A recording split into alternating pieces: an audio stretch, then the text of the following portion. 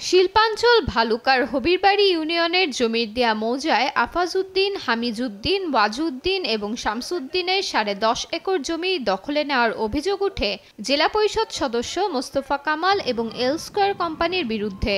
জমির চারদিকে সীমানা প্রাচীর দিয়ে 2010 সাল থেকে ভোগ দখল করে আসছিল তারা।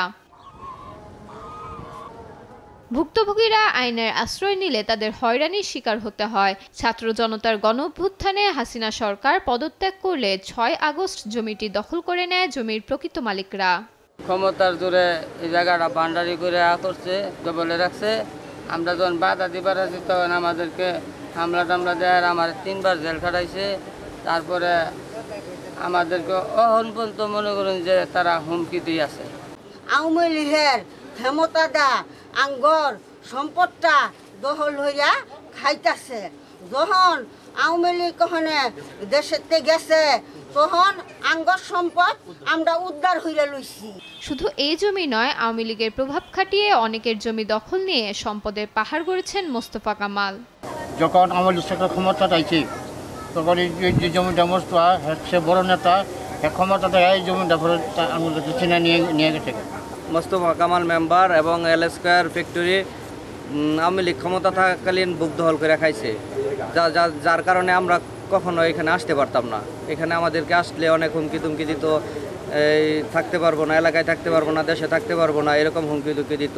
এখন আওয়ামী লীগের পতন হয়েছে, আমরা আমাদের জমি বুঝা পাইছি। এখন একটাই দাবি, যদি আমাদের বৈধতা থাকে, কাগজে কোনো বৈধতা থাকে, তাহলে আমাদের সম্পত্তিটা যাতে আমরা পাই। তবে অভিযুক্ত মোস্তফা কামালের দাবি ক্রয়সূত্রে জমির মালিক তিনি। এ নিয়ে মামলা হলেও রায় আসে তার পক্ষে। রফিকের মা এবং খালা তারা বাদী হইয়া আদালতে মামলা দিছিল। মামলা দেওয়ার পরে ওই মামলার মধ্যে রুকিয়া রহমানের সাথে একটা আপোষনামা করে এটা 3 লক্ষ টাকাও নিছে এবং না দাবি একটা দলিল দিয়ে তারা নিঃসত্ত্ববান হয়ে গেছে। তখন থেকে আমরা বুক দখলে আছি। উপজেলা প্রশাসনের এই কর্মকর্তা বলছেন, উভয় পক্ষের অভিযোগের প্রেক্ষিতে জমির বিষয়টি ফয়সালা করা হবে। যেহেতু এই বিষয়টা খুবই স্পর্শকাতর এবং একজনের ভোগ দখলীয় জায়গা আরেকজন অনেকটা জোরপূর্বকভাবে দখল করে নিচ্ছে, এরকম একটা অভিযোগ আমার কাছে লিখিত আসছে।